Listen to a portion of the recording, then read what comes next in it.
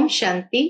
आज 10 जून 2022 के बाबा के अनमोल मधुर महावाक्य सुनेंगे। मीठे बच्चे, सदा इसी नशे में रहो कि ज्ञान सागर बाप की ज्ञान वर्षा हमारे ऊपर हो रही है, जिससे हम पावन बन अपने बड़े घर में जाएंगे। प्रश्न है आज की मुरली से, तुम बच्चों का निश्चय किस आधार से और भी पक्का होता जाएगा? उत्तर है, दुनिया में जितने हंगामे बढ़ेंगे तुम्हारे दैवी झाड़ की वृद्धि होगी, उतना पुरानी दुनिया से दिल हटती जाएगी और तुम्हारा निश्चय पक्का होता जाएगा। विहंग मार्ग की सर्विस होती जाएगी। धारणा पर अटेंशन देते जाएंगे तो बुद्धि का हौसला बढ़ता जाएगा।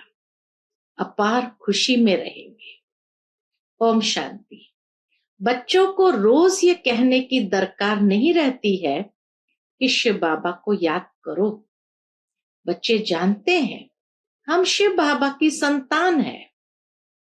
कहने की दरकार नहीं रहती। शिव बाबा हमको इस द्वारा पढ़ाते हैं। यह है ज्ञान सागर के ज्ञान की वर्षा। बच्चों की बुद्धि में है कि ज्ञान सागर की अब हमारे ऊपर ज्ञान वर्षा हो रही है। जो आकर ब्राह्मण बनते हैं उन पर ही मैं ज्ञान की वर्षा करता हूं। बच्चों के सन्मुख होता हूं। अभी बच्चे सन्मुख बैठे हैं। बाबा घड़ी घड़ी सन्मुख होने का नशा चढ़ाते हैं। किसके सामने बैठे हो? कौन है जो तुम्हें पढ़ा रहा है? कौन है जो तुम्हें राजयोग सिखा रहा है? तो इसीलिए बाबा कहे, बाबा घड़ी घड़ी सन्मुख होने का नशा चढ़ाते हैं। माया फिर नशा उतार देती है। किसका पूरा उतार देती, किसका कम? बच्चे जानते हैं हम आए हैं सागर के पास रिफ्रेश होने, अर्थात मुरली की पॉइंट धारण कर डायरेक्शन लेने। हम उनके सामने बैठे हैं। इस ज्ञान सागर की वर्षा एक ही बार होती है, सारे कल्प में एक ही बार होती है। बाप आते ही है पतितों को पावन बनाने। महिमा भी ऐसे गाते हैं, हे पतित पावन आओ। सतयुग में तो ऐसे नहीं पुकारेंगे। वहां तो ज्ञान सागर की ज्ञान वर्षा से पावन बने हुए हैं। ज्ञान के साथ फिर वैराग्य भी है। खाली ज्ञान नहीं, लेकिन ज्ञान के साथ फिर वैराग्य भी है। किस चीज का वैराग्य? किस चीज का? पुरानी पतित दुनिया का बुद्धि से वैराग्य आता है। बच्चे बुद्धि से जानते हैं कि अभी हम नई दुनिया में जाते हैं। पुरानी दुनिया को छोड़ना है। इसको वैराग्य अक्षर कह दिया है।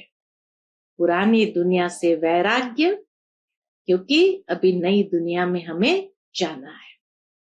जैसे बाबा नया मकान बनाते हैं तो पुराने से बुद्धि योग हटकर नए से लग जाता है। समझते हैं पुराना खलास हो तो हम नए में जाएं। बच्चे भी अंदर में कहते होंगे, जल्दी जल्दी स्वर्ग की स्थापना हो जाए। बाबा कहते हैं बच्चे भी अंदर में कहते होंगे, जल्दी जल्दी स्वर्ग की स्थापना हो जाए, तब हम अपने घर जाएं, सुखी होंगे। पहले पहले हम साजन के साथ घर जाएंगे। यह पियर घर है, यह छोटा। वह बड़े बाबा का घर बड़ा घर है। तुम जानते हो वह तो सभी आत्माओं का घर है। यह तुम बच्चों की बुद्धि में है और किसकी बुद्धि में नहीं है। आगे तो अंधियारा था, अब सोजरा है। यह भी समझते हो कि ज्ञान तो सब नहीं लेंगे, घर तो सब जाएंगे जरूर। तुम बच्चों की बुद्धि में है कि अब हम अपने घर जा रहे हैं, श्रीमत पर लायक बन रहे हैं। स्वर्ग के लायक बनना है। कैसे बनेंगे स्वर्ग के लायक? तो बाबा कहे, एक तो मुझे याद करो तो विकर्म विनाश हो जाए, दूसरा चक्र को फिराओ। सृष्टि का चक्र कैसे फिरता है, इनकी आयु कितनी है, कौन कब आते हैं, ये सारा बाप बैठ समझाते हैं।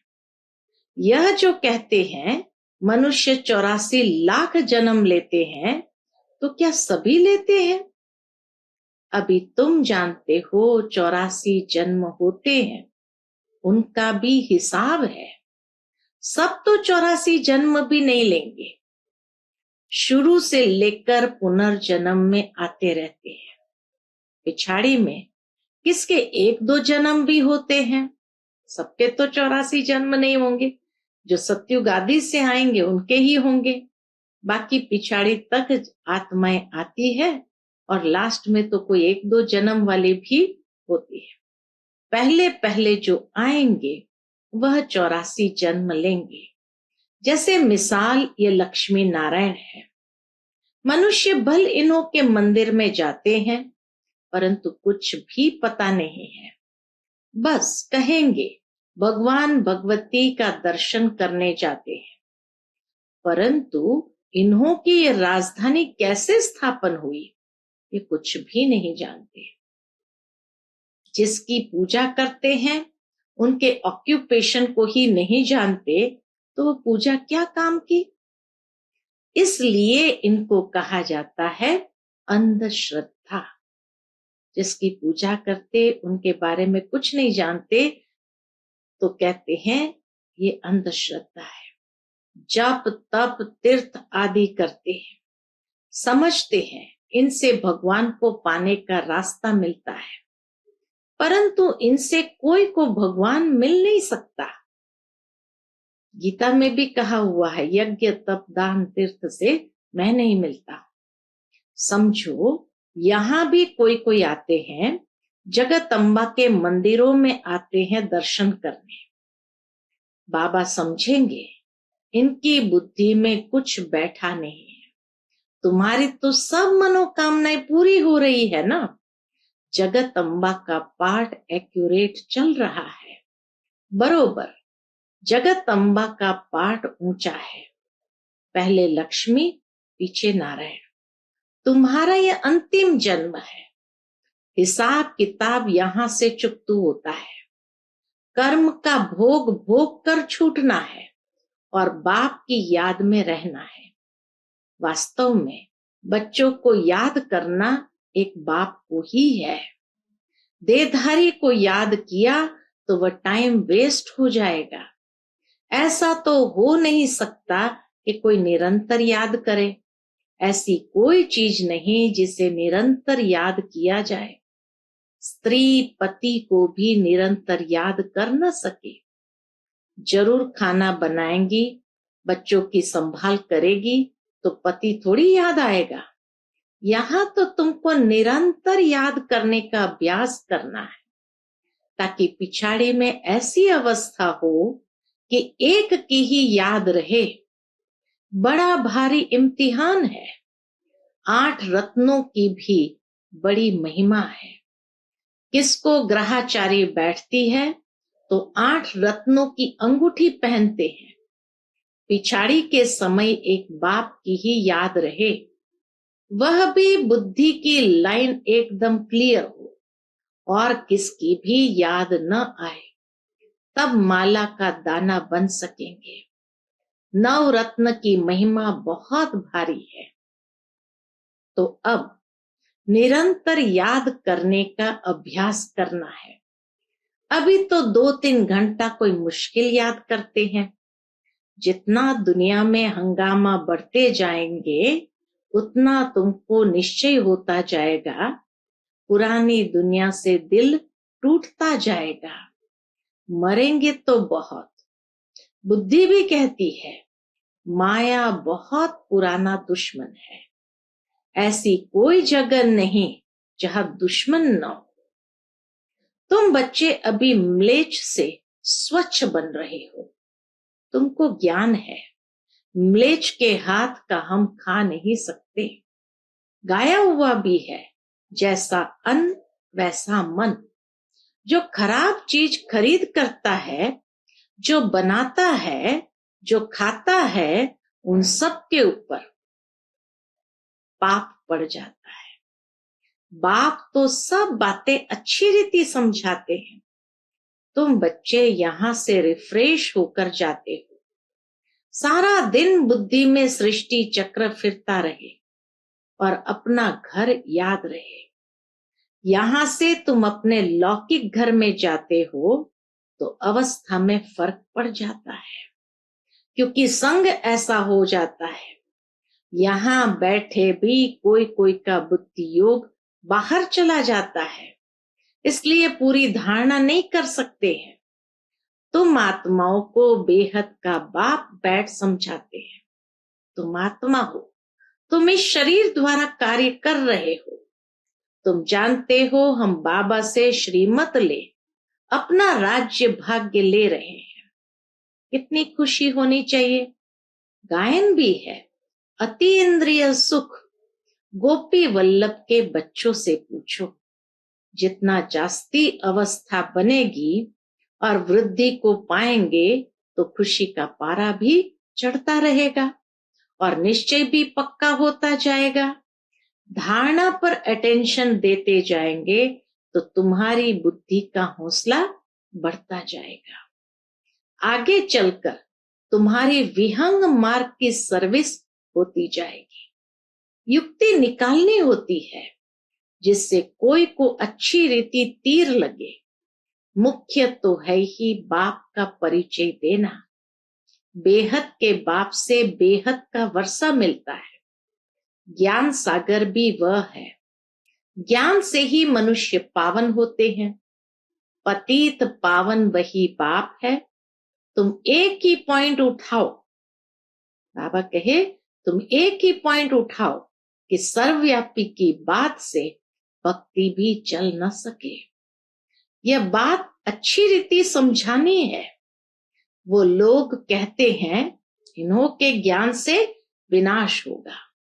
दुनिया के लोग क्या कहते हैं कि इन्हों के ज्ञान से विनाश होगा। तुम भी कहते हो इस रुद्र ज्ञान यज्ञ से विनाश ज्वाला निकली है। वह भी सच कहते हैं। कोई बात नहीं मानेंगे तो विनाश ही होगा, और क्या। यह तो कल्प पहले भी विनाश हुआ था। भगवान आज रुद्र ज्ञान यज्ञ में ये सब स्वाहा होंगे। वह लोग समझते हैं इन्हों का ज्ञान ऐसा है, इसलिए सामना करते हैं। समझते हैं कि बहुत भक्ति करने से भगवान मिलता है। हम भी कहते हैं जिन्होंने भक्ति बहुत की है उनको ही भगवान मिला है। परंतु इन बातों को समझने में मनुष्य को बहुत मेहनत लगती है। कल्प पहले भी तुम बच्चों ने बाप की मदद से नरक को स्वर्ग बनाया था, तो जरूर नरक का विनाश भी हुआ होगा। जब नरक का विनाश हो तब स्वर्ग की स्थापना हो, यह भी तुम समझा सकते हो। भारत बरोबर पावन था, यह तो कोई भी धर्म वाला कहेगा। बरोबर स्वर्ग था। प्राचीन माना सबसे पुराना, सो तो स्वर्ग ही होगा ना।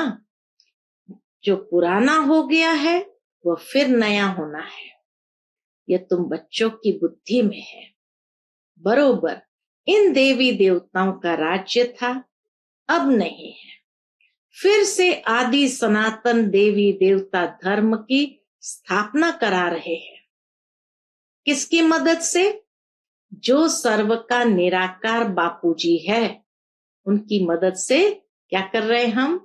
एक आदि सनातन देवी देवता धर्म की स्थापना कर रहे हैं। सर्व आत्माओं का बाप।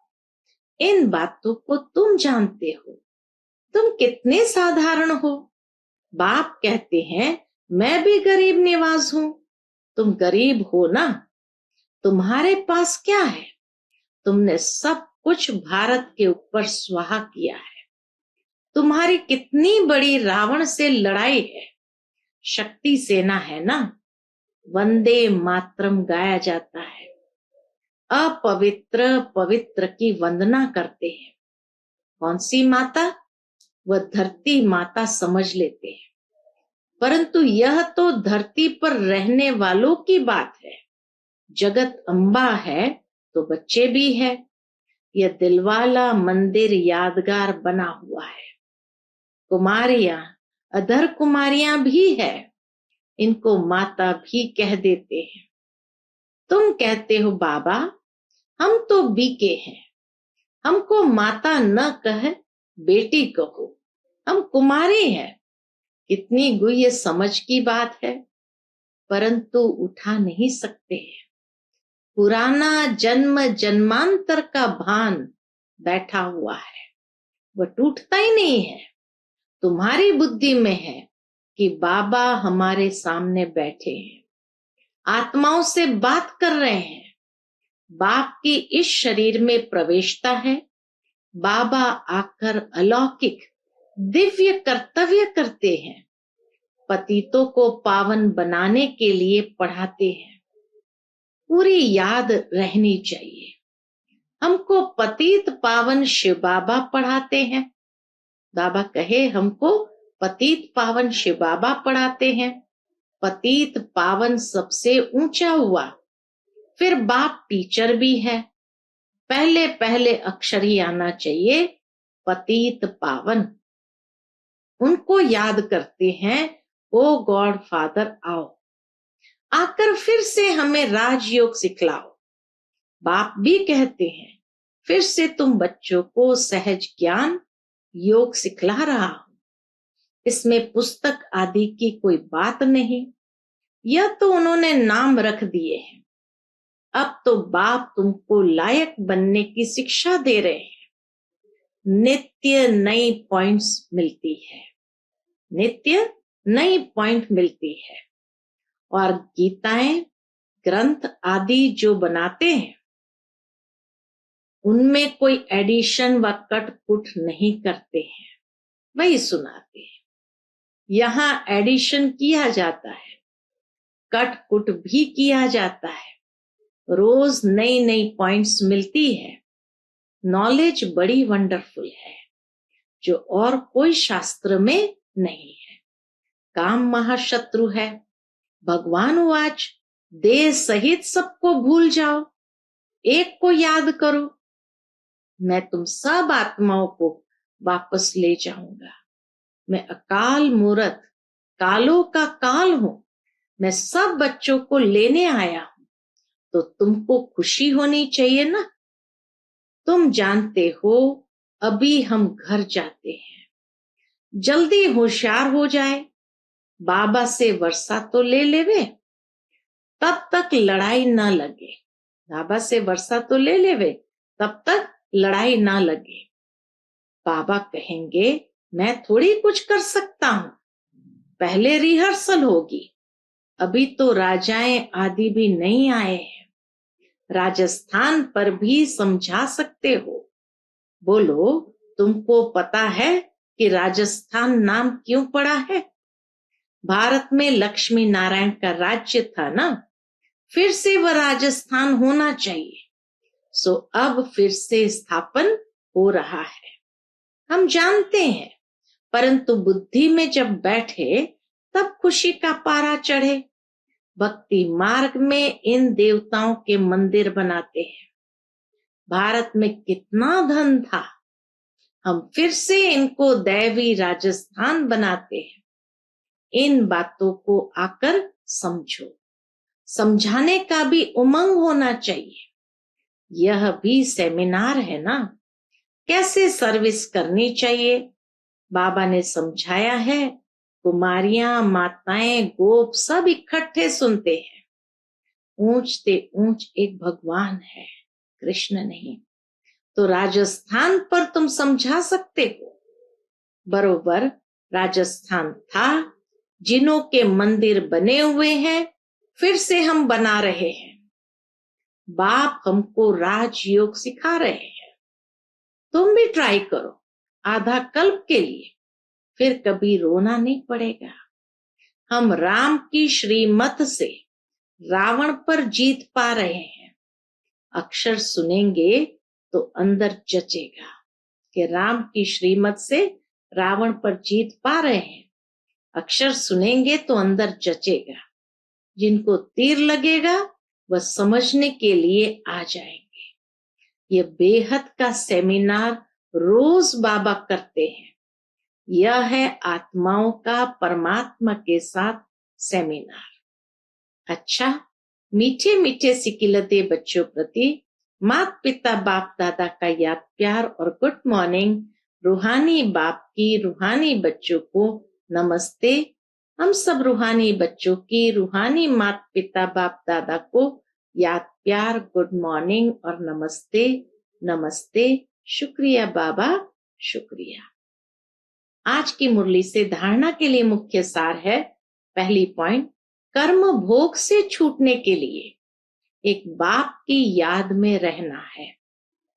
देहधारी की याद से टाइम वेस्ट नहीं करना है। बुद्धि की लाइन बहुत क्लियर रखनी है। दूसरी पॉइंट, भोजन बहुत शुद्ध खाना है। जैसा अन्न वैसा मन, इसलिए किसी भी म्लेच्छ के हाथ का भोजन नहीं खाना है। बुद्धि को स्वच्छ बनाना है। आज का बाप दादा का मधुर वरदान हम बच्चों के प्रति है। रूहानी सिंपथी द्वारा सर्व को संतुष्ट करने वाले सदा संपत्तिवान भव। रूहानी सिंपथी द्वारा, सिंपथी माना करुणा भाव, सिंपथी द्वारा सर्व को संतुष्ट करने वाले सदा संपत्तिवान भव। आज के विश्व में संपत्ति वाले तो बहुत है, लेकिन सबसे बड़े ते बड़ी आवश्यकता संपत्ति है, सिंपथी। बाबा कहे आज के विश्व में संपत्ति वाले तो बहुत है, लेकिन सबसे बड़े ते बड़ी आवश्यक संपत्ति है सिंपथी। चाहे गरीब हो चाहे धनवान हो, लेकिन आज सिंपथी नहीं है। किसी के मन में दया भाव नहीं है।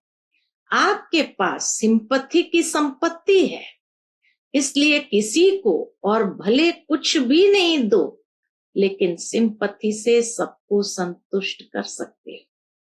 आपकी सिंपथी ईश्वरीय परिवार के नाते से है। इस रूहानी सिंपथी से तन मन और धन की पूर्ति कर सकते हो। आज का स्लोगन है, हर कार्य में साहस को साथी बना लो तो सफलता अवश्य मिलेगी। हर कार्य में साहस को साथी बना लो तो सफलता अवश्य मिलेगी। अच्छा, Om Shanti. To watch Peace of Mind channel videos on YouTube, subscribe us on youtube.com/tvpeaceofmind. Just a click for a peaceful life.